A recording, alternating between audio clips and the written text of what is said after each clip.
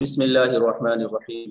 اس سے پہلے قرآن کریم کے ادبی اعجاز اور اس کی ادبی خصوصیات کی طرف اشارہ کیا گیا، اور ظاہر ہے کہ قرآن کریم ادب عالی کا شہپارہ ہے۔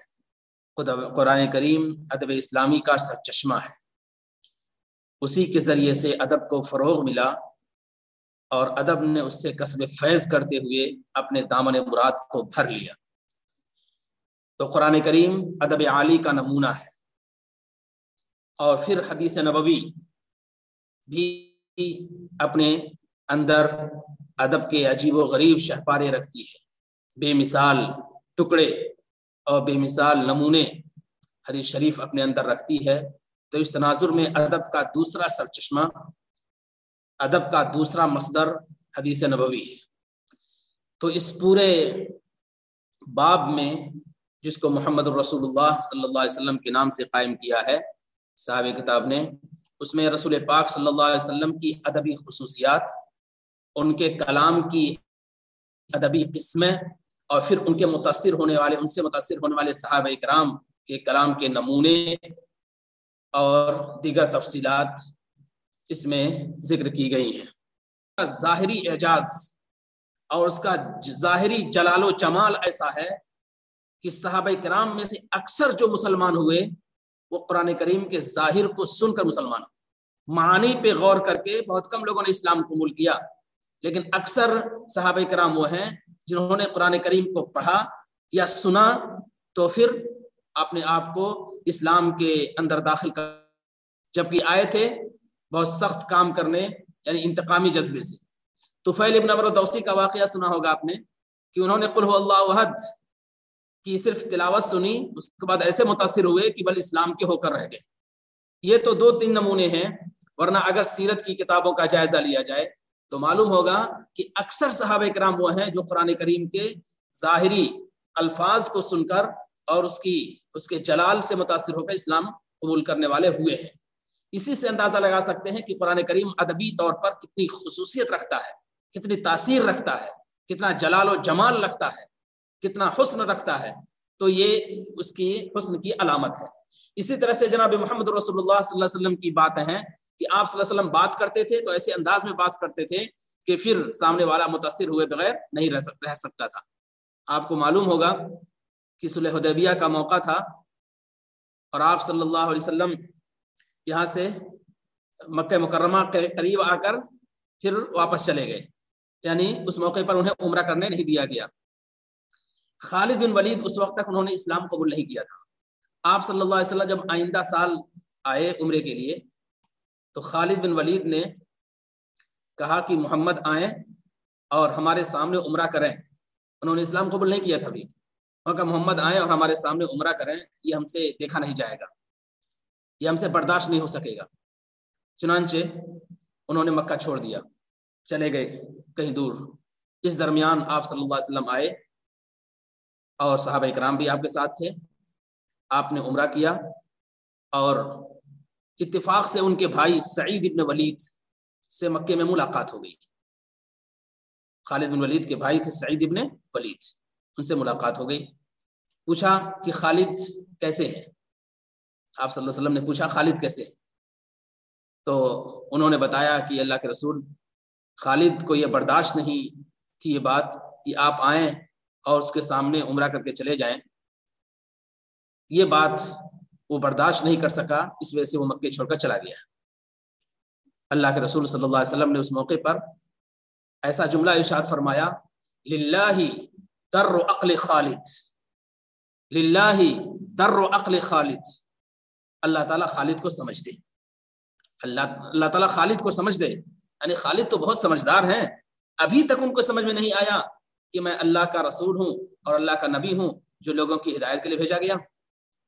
آپ صلی اللہ علیہ وسلم نے کوئی انتقامی جملہ نہیں فرمایا، صرف یہ کہا کہ اللہ تعالیٰ خالد کو سمجھ دے۔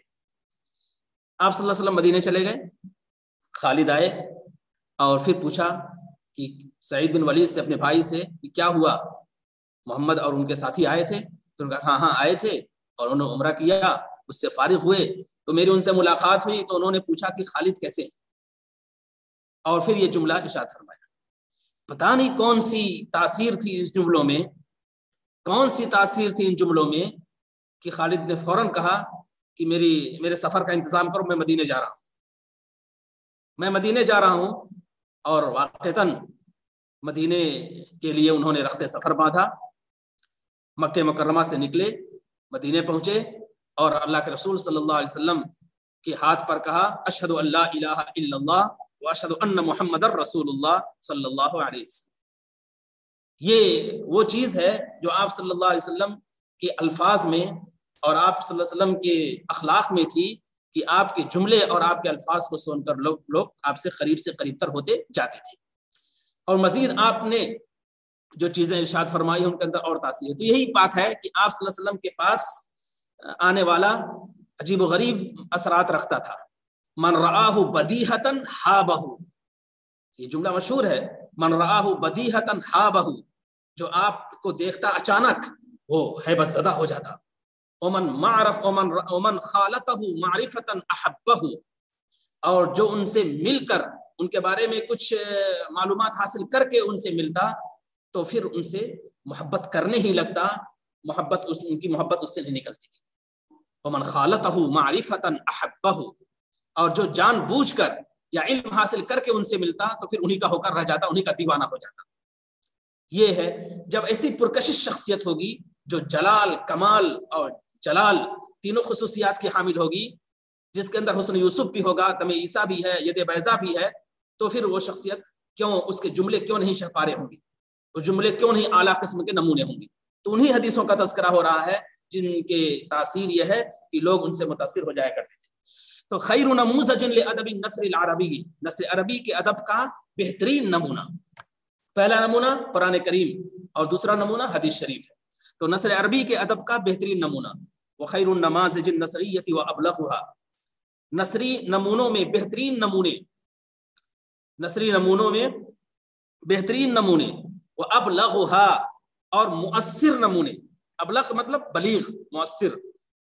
نثری نمونوں میں بہترین نمونے اور مؤثر نمونے.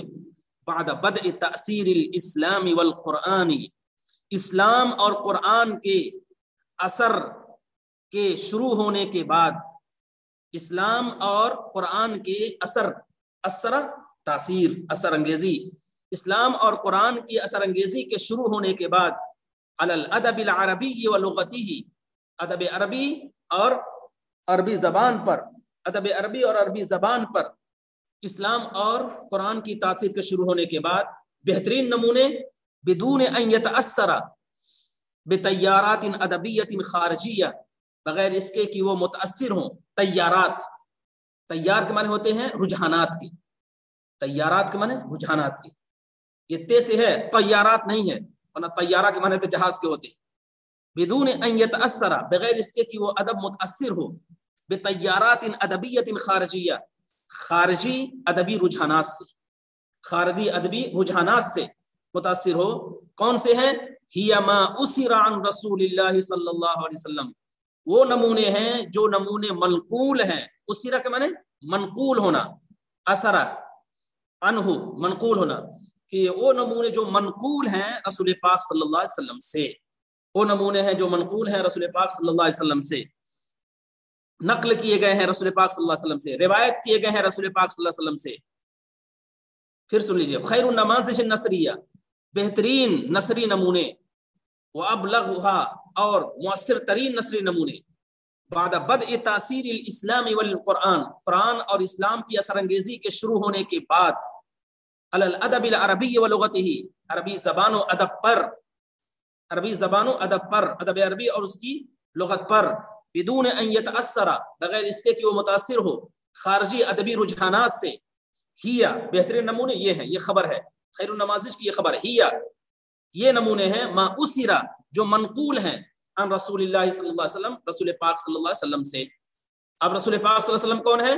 صاحب حیات تقیت طاہرہ، پاکیزہ اور پاک باز زندگی والے، حیات تقیہ، تقوی والے اور پاک باز زندگی والے، پاکیزہ زندگی والے. صاحب حیات تقیت طاہرہ، پاکیزہ اور پاک باز زندگی والے رسول پاک صلی اللہ علیہ وسلم. ولد فی افصح القبائل العربیۃ قریش، عربی قبائل کے فصیح ترین قبیلے قریش میں پیدا ہوئے. عربی قبائل میں فصیح ترین قبیلے قریش میں پیدا ہوئے. ولد پیدا ہوئے عرب قبائل کے فصیح ترین قبیلے قریش میں. وربی فی افصحها ایضا، اور فصیح ترین قبیلے میں آپ کی تربیت ہوئی. فصیح ترین قبیلے میں آپ کی تربیت ہوئی. وہی بنو سعد، اور وہ بنو سعد ہے. بنو سعد میں آپ نے شیرخواری کا زمانہ گزارا، دودھ پینے کا زمانہ گزارا بنو سعد میں. اور فصیح ترین قبیلے میں آپ کی تربیت ہوئی، وہ ہوئے بنو سعد، اور وہ بنو سعد ہے. ثم تربى على الوحی الالہی السماوی، پھر آپ صلی اللہ علیہ وسلم کی تربیت ہوئی آسمانی الہی وحی پر.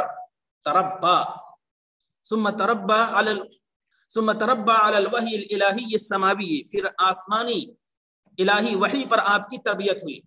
ثم تعلم من مأدبۃ القرآن احسن تعلم، پھر آپ نے قرآن کے دسترخوان سے، مأدبہ قرآن کے دسترخوان سے آپ نے اچھی تعلیم حاصل کی. قرآن کی اچھی تعلم، پھر آپ نے اچھی تعلیم حاصل کی قرآن کریم کے دسترخوان سے. قرآن کریم کے دسترخوان سے آپ نے اچھی تعلیم حاصل کی. فمن یکون اعذب لفظا، اعذب من میٹھا، تو کون آپ سے زیادہ میٹھے الفاظ والا ہوگا؟ میٹھے الفاظ والا کون ہوگا؟ فمن یکون اعذب لفظا، کون آپ سے زیادہ میٹھے الفاظ والا ہوگا؟ واحلی منطقا، اور شیریں زبان ہوگا. شیریں زبان ہوگا. احلی منطقا، زبان، منطق بولنے، شیریں زبان ہوگا، میٹھے کلام والا ہوگا، شیریں زبان ہوگا. واحسن واصدق کلاما، اور کون آپ سے زیادہ سچا گفتار ہوگا، اور سچا صدق گفتار ہوگا. صدق گفتار کہتے ہیں. کون آپ سے زیادہ صدق گفتار ہوگا، سچے کلام والا ہوگا، صدق گفتار ہوگا. کون شیریں زبان ہوگا، کون صدق گفتار ہوگا. وَأَبْلَغَ عِبَارَةً مِّنْهُ، اور کون آپ سے زیادہ مؤثر ترین عبارت والا ہوگا. مؤثر ترین، بلیغ ترین عبارت والا. بلیغ ترین عبارت والا کون ہوگا؟ کون آپ سے زیادہ میٹھے الفاظ والا ہوگا؟ کون شیریں زبان ہوگا؟ کون صدق گفتار ہوگا؟ اور کون مؤثر ترین عبارت والا ہوگا؟ کلامہ نثر ولیس شعرا، آپ کا کلام نثر ہے، شاعری نہیں ہے. آپ کا کلام نثر ہے، شاعری نہیں ہے. یہ کنفرم کر دیا کہ آپ صلی اللہ علیہ وسلم نے شاعری نہیں کی ہے. ونصوص رسول اللہ صلی اللہ علیہ وسلم الادبیہ ہی کلھا فی النثر، اور رسول پاک صلی اللہ علیہ وسلم کے ادبی عبارتیں، نص عبارتیں، نصوص، اور رسول پاک صلی اللہ علیہ وسلم کی ادبی عبارتیں یہ پوری کی پوری نثر میں ہے. ولم یقل شعرا، اور آپ نے شاعری کبھی نہیں کہی، شاعری کبھی نہیں کی. ویشہد بذلک کتاب اللہ ایضا بقولہ، اور اس کی گواہی خود قرآن کریم دیتا ہے اپنے اس کلام سے، اور اس کے گواہی خود دیتا ہے قرآن کریم اپنے اس کلام سے. وما علمناہ الشعر وما ينبغی لہ، ہم نے ان کو شاعری نہیں سکھائی، ہم نے ان کو شاعری نہیں سکھائی. وما علمناہ الشعر، ہم نے ان کو شاعری نہیں سکھائی. وما ينبغی لہ، اور شاعری ان کے شایان شان بھی نہیں، شاعری ان کے زیبا نہیں. کیوں زیبا نہیں؟ اس وجہ سے پہلے سے شاعری کرتے تو لوگ تہمت لگا دیتے کہ یہ قرآن شاعری ہی کا نمونہ ہے. ویسے بھی لوگ کہنے لگے تھے، اور چہ جائے کہ جب پہلے سے شاعری کرتے تو ایسے موقع پر لوگ کہہ دیتے یہ شاعروں کی بڑھ ہے یا شاعروں کی شاعری ہے، اس کے علاوہ کچھ نہیں. وما ينبغی لہ، اور ان کے مناسب بھی نہیں. ان ہوا الا ذکر وقرآن مبین، یہ تو ذکر ہے، قرآن کریم ذکر ہے اور واضح قرآن ہے، قرآن مبین ہے، واضح قرآن ہے. غیر انہ کان یملک معرفۃ وبصیرۃ تامۃ بالشعر، اس کے علاوہ ازیں کہ آپ صلی اللہ علیہ وسلم مالک تھے، آپ صلی اللہ علیہ وسلم مالک تھے معرفتاً، علم کے، وبصیرۃ تامۃ، اور مکمل بصیرت کے، شاعری کے متعلق. اس کے علاوہ کہ آپ صلی اللہ علیہ وسلم مالک تھے شاعری کے متعلق مکمل بصیرت اور مکمل علم کے مالک تھے، یعنی شاعری کا علم رکھتے تھے، یعنی کہ شاعری کے نوک پلک سے یا شاعری کے رموز و اسرار سے واقف نہ ہو. علاوہ ازیں کہ آپ مالک تھے شاعری کے علم کے اور شاعری کے مکمل سے متعلق مکمل بصیرت کے. وقد سمعہ من صحابتہ، اور آپ صلی اللہ علیہ وسلم نے شاعری کو سنا اپنے صحابہ سے. آپ صلی اللہ علیہ وسلم نے شاعری کو اپنے صحابہ سے سنا. واستحسن الحسن منہ، واستحسن الحسن، اور اچھے اشعار پر داد دی. واستحسن الحسن منہ، اور اچھے اشعار پر داد دی. ورعا فیہ رأیہ، اور اپنی رائے پیش کی، اپنی رائے پیش کی. اچھے اشعار پر داد دی اور اپنی رائے پیش کی، جو آپ صلی اللہ علیہ وسلم کی رائے تھی وہ پیش کی. اب آگے دیکھیے خصائص کلامہ و اصنافہ، آپ صلی اللہ علیہ وسلم کے کلام کی خصوصیات اور اس کی صنفیں. وکلامہ نثر مرسل، اور آپ کا کلام نثر مرسل ہے. نثر مرسل، نثر مرسل کہتے ہیں بالکل رواں نثر، سلیس نثر، جس میں الجھاؤ نہ ہو، جس میں زولیدہ بیانی نہ ہو، جس میں الجھاؤ نہ ہو، زولیدہ بیانی نہ ہو. تو آپ کا کلام مکمل نثر ہے، نثر مرسل نثر، رواں نثر ہے. وہ بدیع ایضاً، اور انوکھی نثر ہے. نثر عام نثر نہیں بلکہ انوکھی ہے، جس کو سہل ممتنع کہتے ہیں. سہل ممتنع کہتے ہیں نہیں، آسان بھی ہو لیکن نقل بھی نہ کر سکے انسان، آسان بھی ہو اور اس کو نقل بھی نہ کر سکے تو سہل ممتنع کہا جاتا ہے اس کو، سہل ممتنع. تو وہ کلام نثر مرسل، آپ کا کلام نثر مرسل ہے یعنی رواں اور سلیس نثر ہے. وہ بدیع ایضاً، اور انوکھی بھی ہے. سہل مأخذہ، اس کا حاصل کرنا، اس سے استفادہ کرنا آسان ہے. سہل مأخذہ، اس کا لینا آسان ہے، اس سے استفادہ کرنا آسان ہے، اس سے استفادہ کرنا آسان ہے. وعذب موردہ، اور اس کا ماخذ بہت شیریں ہے. اس کا ماخذ، اس کو لینا بہت شیریں، اس کا ماخذ بہت شیریں ہے. اس سے استفادہ کرنا آسان ہے اور اس کا ماخذ بہت شیریں ہے. ماخذ سے مورد کہتے ہیں گھاٹ کو، پانی پینے کی جگہ کو، یعنی وہ جو جگہ ہے حدیث شریف کی وہ بہت شیریں ہے، یعنی اس کا سرچشمہ بہت شیریں ہے یا اس کا ماخذ بہت شیریں ہے. وجمع معانی غزیرۃ فی جمل قصیرہ، اور آپ صلی اللہ علیہ وسلم نے بہت سے معانی کو چھوٹے جملوں میں جمع فرما دیا ہے. بہت سے معانی کو چھوٹے چھوٹے جملوں میں جمع فرما دیا ہے، یعنی جوامع الکلم کہتے ہی ہیں کہ الفاظ کم ہو اور معانی زیادہ ہوں تو جوامع الکلم کہا جاتا ہے.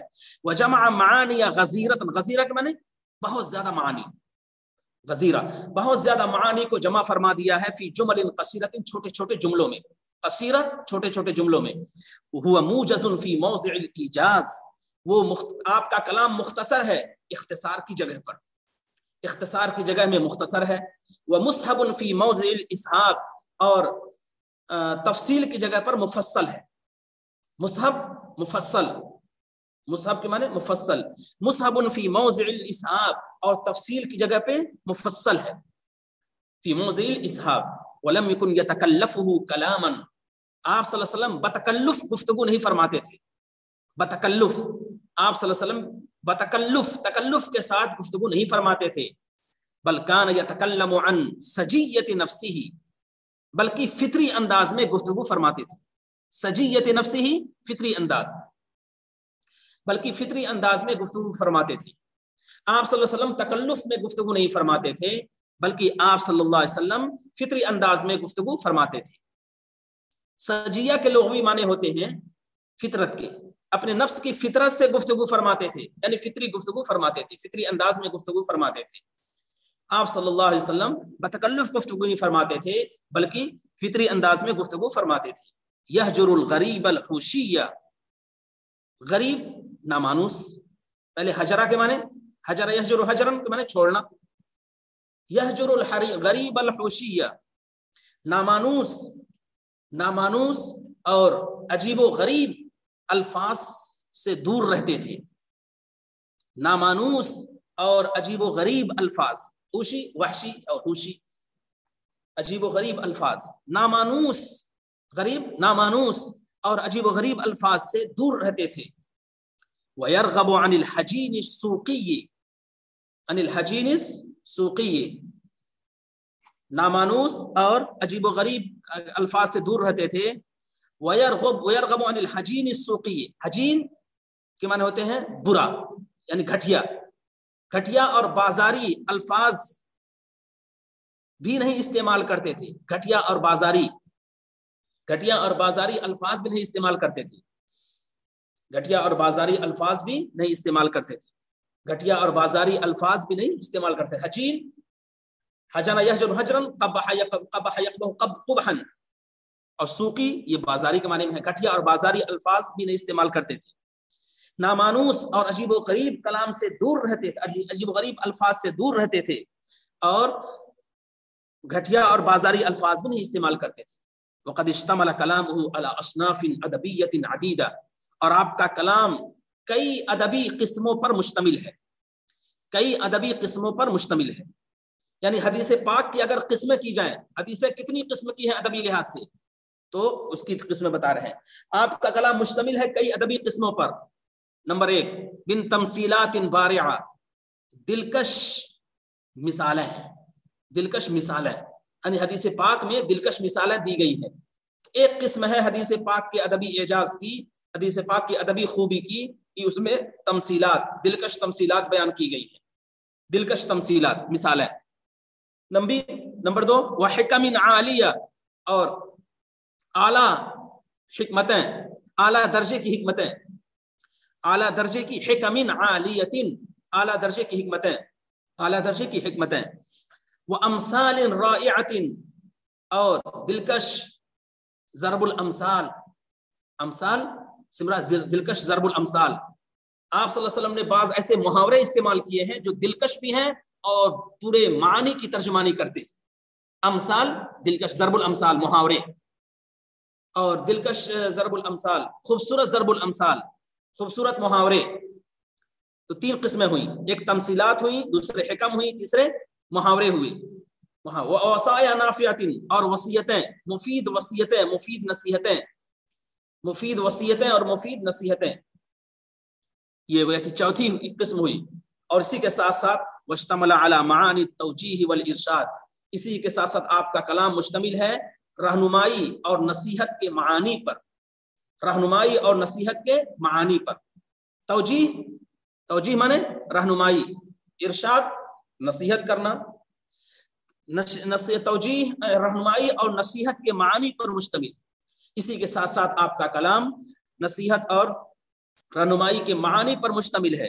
والتشریع والتربیہ, اور قانون سازی اور تربیت پر مشتمل ہے, قانون سازی اور تربیت پر مشتمل ہے. فکان مادۃ غزیرۃ للغہ, تو آپ کا کلام یہ لغت کا ایک زرخیز سرمایہ ہے, لغت کا, زبان کا لبریز, ایک لبریز سرمایہ ہے, زبان کا سرمایہ. مادہ, مادہ کے معنی ہوتے ہیں ذخیرہ, سرمایہ. تو آپ کا کلام ایک لغت کا لبریز سرمایہ ہے, بھرا ہوا سرمایہ ہے, عظیم سرمایہ ہے. الفاظ عظیم سرمایہ, آپ کا کلام لغت کا عظیم سرمایہ ہے, ذخیرہ ہے. وَأَمْثِلَةً رَفِيعَةً لِلْأَدَبِ, اور ادب کا اعلیٰ نمونہ ہے. آپ کا کلام ادب کا اعلیٰ نمونہ ہے, آپ کا کلام ادب کا اعلیٰ نمونہ ہے. مثال کے معنی نمونے کے ہوتے ہیں, آئیڈیل کے ہوتے ہیں. آپ کا کلام ادب کا اعلیٰ نمونہ ہے. وَثَرْوَةً قَيِّمَةً لِلْأَخْلَاقِ, اور اخلاق کی قیمتی ذخیرہ ہے, اخلاق کا قیمتی ذخیرہ ہے. قیمہ, اخلاق کا قیمتی ذخیرہ ہے, اخلاق کا قیمتی ذخیرہ ہے. آپ کا کلام اخلاق کا قیمتی ذخیرہ ہے. ابرز اقسامہ الادبیہ, آپ صلی اللہ علیہ وسلم کی ادبی اقسام کی نمایاں قسمیں. ابرز اقسامہ الادبیہ, آپ صلی اللہ علیہ وسلم کے ادبی اقسام کی نمایاں قسمیں, یا آپ کی ادبی نمایاں قسمیں. وابرز اقسام کلامہ صلی اللہ علیہ وسلم ہی احادیثہ وخطبہ وادعیتہ, اور آپ کے کلام کی نمایاں قسموں میں حدیثیں ہیں, خطبے ہیں, دعائیں ہیں. حدیثیں ہیں, خطبے ہیں, دعائیں ہیں. ولم تخلو من نماذج الرسائل والعہود والعقود ایضا, اور یہ قسمیں خالی نہیں ہیں خطوط سے, عہد ناموں سے اور دستاویزات سے. خطوط سے, رسائل کے معنی خطوط کے ہوتے ہیں, اور عہود عہد نامے, عہد نامے, اور عقود دستاویزات, دستاویزات. خطوط سے, عہد ناموں سے اور دستاویزات سے بھی آپ کا کلام خالی نہیں ہے. خطوط سے, عہد ناموں سے اور دستاویزات سے بھی آپ کا کلام خالی نہیں ہے. الاحادیث، اب مثالیں دے رہے ہیں، یہ سب حدیثیں پڑھ چکے ہیں آپ، ان کی ترجمہ سن لیجیے. الاحادیث اما احادیثہ، جہاں تک آپ کی حدیثوں کا تعلق ہے، فقد اشتملت علی مختلف اصناف الکلام، تو حدیثیں مشتمل ہے کلام کی مختلف صنفوں پر، کلام کی مختلف صنفوں پر حدیثیں مشتمل ہیں. وقد حفظ لنا التاریخ منہا کمیتا کبیرہ، اور تاریخ نے ہمارے لیے محفوظ رکھا ہے بہت بڑی مقدار کو، کمیہ کے معنی مقدار کو، تاریخ نے ہمارے لیے محفوظ رکھا ہے ان کی بہت بڑی مقدار کو. ضمت اکثر جوانب حیاتہ و حیات اصلہ، جو حدیثیں یا جو مقدار ان کی زندگی کے اکثر پہلوؤں اور ان کے زمانے کی زندگی کے اکثر پہلوؤں پر مشتمل ہے. ضمت معنی ہوتے ہیں شامل کر لینا، جو مقدار جس مقدار نے شامل کر لیا ہے ان کی زندگی کے اکثر پہلوؤں کو اور ان کی زمانے کی زندگی کے اکثر پہلوؤں کو، ان حدیثوں میں ان کا تذکرہ ہے، وہی کہنا چاہتے ہیں. وقد حفظ لنا التاریخ، تاریخ نے ہمارے لیے محفوظ رکھا ہے، منہا اس میں سے، کمیتاً کبیرہ ایک بڑی مقدار کو، ضمت اکثر جوانب حیاتہ جو مشتمل ہیں ان کی زندگی کے اکثر پہلوؤں پر اور ان کے زمانے کی زندگی کے اکثر پہلوؤں پر. نقلت علی السنۃ صحابتہ الصادقین، یہ حدیثیں منقول ہیں سچے صحابہ کرام کی زبانی، سچے صحابہ کرام کی زبانی، صداقت شعار صحابہ کی زبانی، یہ حدیثہ منقول ہے. رضی اللہ عنہم وارضاہم، اللہ تعالیٰ ان سے خوش ہوا اور اس نے ان کو خوش کیا. وہذا مثال منہ، اور یہاں ایک نمونہ دے رہے ہیں، وہ یجمع معانی کثیرہ فی الفاظ قلیلہ، اور وہ نمونہ بہت سے معانی کا جامع ہے مختصر الفاظ کے اندر، وہ نمونہ بہت سے معانی کا جامع ہے مختصر الفاظ کے اندر، ما وضوح و بیان، پوری وضاحت کے ساتھ اور پوری تفصیل کے ساتھ. قال صلی اللہ علیہ وسلم، اللہ کے رسول صلی اللہ علیہ وسلم نے فرمایا، ان اللہ فرض فرائض فلا تضيعوها، لوگو اللہ تعالیٰ نے فرائض کو فرض کیا ہے تو ان کو ضائع نہ کرو، لوگو اللہ تعالیٰ نے فرائض کو فرض کیا ہے تو ان کو ضائع نہ کرو. وحد حدودا فلا تعتدوها، اور اللہ تعالیٰ نے حدود طے کیے ہیں لہذا ان سے آگے نہ بڑھو، اللہ تعالیٰ نے حدود طے کیے ہیں لہذا ان سے آگے نہ بڑھو، اللہ تعالیٰ نے حدود طے کیے ہیں ان سے آگے نہ بڑھو. وحرم اشیاء فلا تنتهكوها، اور کچھ چیزوں کو حرام کیا ہے لہذا ان کو پامال نہ کرو، ان کی بے حرمتی نہ کرو. کچھ چیزوں کو اللہ تعالیٰ نے حرام کیا ہے، فلا تنتهكوها، ان کو پامال نہ کرو، انتہاک پامال کرنا، ان کی بے حرمتی کرنا، ان کا ارتکاب کرنا. کچھ چیزوں کو حرام کیا ہے لہذا ان کو پامال نہ کرو. وسکت عن اشیاء، اور کچھ چیزوں سے اللہ رب العزت نے خاموشی اختیار کی ہے. وسکت عن اشیاء، سکت اللہ تعالیٰ نے خاموشی اختیار کی ہے، سکوت اختیار کیا ہے کچھ چیزوں سے. رحمتم بکم، تمہارے ساتھ مہربانی کرتے ہوئے، تمہارے ساتھ مہربانی کرتے ہوئے. من غیر نسیان، بغیر کسی نسیان اور بھول چوک کے، بغیر کسی نسیان اور بھول چوک کے کچھ چیزوں سے سکوت اختیار کیا ہے. فلا تبحثوا عنہا، تو ان کے پیچھے نہ پڑو، تو ان کے پیچھے نہ پڑو. متشابہات ہیں مثال کے طور پر، یا مقطعات ہیں، ان کے معنی اللہ تعالیٰ نے نہیں بتائے ہیں، اب انسان اپنے سے جو چاہے کہے. تو وسکت عن اشیاء، بہت سی چیزوں سے اللہ تعالیٰ نے خاموشی اختیار کی ہے. رحمتم بکم، تمہارے ساتھ مہربانی کا معاملہ کرتے ہوئے. من غیر نسیان، بغیر کسی بھول چوک کے. فلا تبحثوا عنہا، تو ان کے پیچھے نہ پڑو. تبحثوا عنہا، ان کے پیچھے نہ پڑو. وقال، اور آپ صلی اللہ علیہ وسلم نے فرمایا، ان اللہ کرہ لکم قیل وقال، اللہ تعالیٰ نے قیل و قال کو ناپسند کیا ہے، قیل و قال کو ناپسند کیا ہے. قیل و قال مانے ہوئی کٹھجتی، بحثی، مشگافی. اللہ تعالیٰ نے قیل و قال کو ناپسند کیا ہے. وکثرت السؤال، اور زیادہ سوال کرنے کو ناپسند کیا ہے. واضاعت المال، اور مال کو ضائع کرنے، مال کو ضائع کرنا، مال کو برباد کرنا، مال کو تلف کرنا، اس کو ناپسند کیا ہے. دوسری حدیث دیکھیے، یہ بھی مشہور ہے. قال صلی اللہ علیہ وسلم، اللہ کے رسول صلی اللہ علیہ وسلم نے فرمایا، بادروا بالاعمال سبعا، اعمال میں جلدی کرو 7 چیزوں سے پہلے پہلے، 7 چیزوں سے پہلے اعمال میں جلدی کرو. بادروا بالاعمال سبعا، اعمال میں جلدی کرو، اعمال کی طرف لبکو 7 چیزوں سے پہلے پہلے. هل تنتظرون الا فقرا منسیا، کیا تم انتظار کر رہے ہو ایسے فقر کا جو خدا بیزار ہو، جو خدا سے بیزار کرنے والا ہو، خدا سے بیزار کرنے والا ہو. کیا مانے؟ بھلا دینے والا. ایسا فقر جو انسان کو اللہ کی یاد سے غافل کر دے تو اس کو کہتے ہیں خدا بیزار فقر.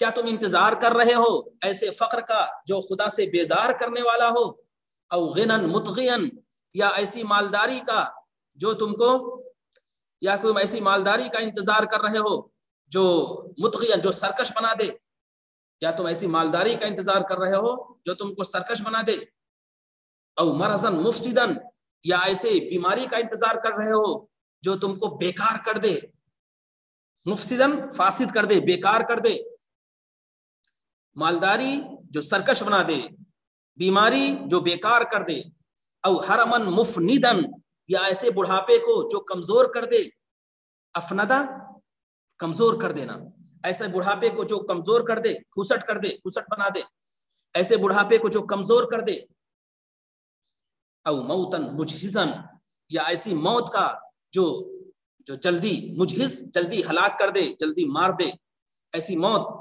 جلدی آنے والی موت، کیا تم انتظار کر رہے ہو ایسی موت کا جو ہلاک کرنے والی ہو، جو جلدی آنے والی ہو، جلدی قتل کرنے والی ہو، مفند کمزور کرنے والا بڑھاپا، ایسے بڑھاپے کا جو کمزور کر دے، او موت، یا ایسی موت کا انتظار کر رہے ہو جو جلدی آ کر ہلاک کر دے، تباہ کر دے، برباد کر دے، ابھی الدجال فشر غائب ينتظر، یا تم دجال کا انتظار کر رہے ہو تو وہ بدترین روپوش رہنے والی چیز ہے جس کا انتظار کیا جا رہا ہے، فشر غائب، تو بدترین غائب رہنے والی چیز ہے، شر بدترین غائب رہنے والی چیز ہے، ينتظر جس کا انتظار کیا جا رہا ہے، ابھی الساعہ، یا تم قیامت کا انتظار کر رہے ہو، فالساعۃ ادھا وامر، قیامت تو بہت سنگین ہے اور بہت تلخ ہے، ادھا سنگین، قیامت تو بہت سنگین ہے اور بہت تلخ ہے، والساعۃ ادھا وامر، اور کیا تم قیامت کا انتظار کر رہے ہو، قیامت تو بہت سنگین ہے اور بہت تلخ ہے۔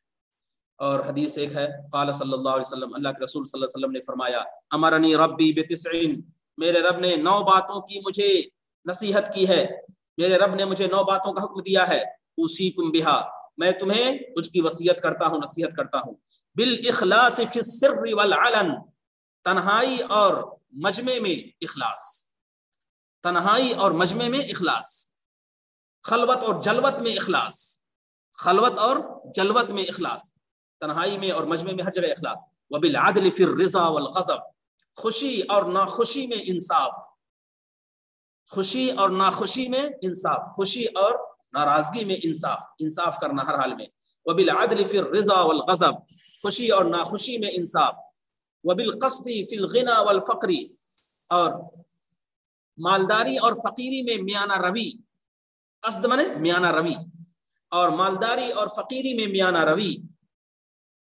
مالداری اور فقیری میں میانہ روی، وان اعفو عمن ظلمنی، اور یہ کہ میں ظالموں کو معاف کروں، میں ظالموں کو معاف کروں، اعفو کہ میں معاف کروں، عمن ظلمنی جس نے میرے اوپر ظلم کیا ہے، میں ظالموں کو معاف کروں، واعطی من حرمنی، اور جو مجھے محروم کرنے والے ہیں میں انہیں دوں، اعطیہ میں دوں، من حرمنی جس نے مجھے محروم کیا ہے، جو مجھے محروم کرنے والے ہیں میں ان کو دوں، وہ اصل من قطعنی، اور جو مجھ سے ناتا توڑیں میں ان کو جوڑوں، جو مجھ سے ناتا توڑیں، رشتہ توڑیں میں ان کو جوڑوں، اصیلہ میں صلہ رحمی کروں، میں صلہ رحمی کروں، من قطعنی جو مجھ سے قطع تعلق کریں، جو مجھ سے قطع تعلق کریں میں ان سے رشتہ اور ناتا جوڑوں، وَأَن يَكُونَ صَمْتِي فِكْرًا، اور یہ کہ میری خاموشی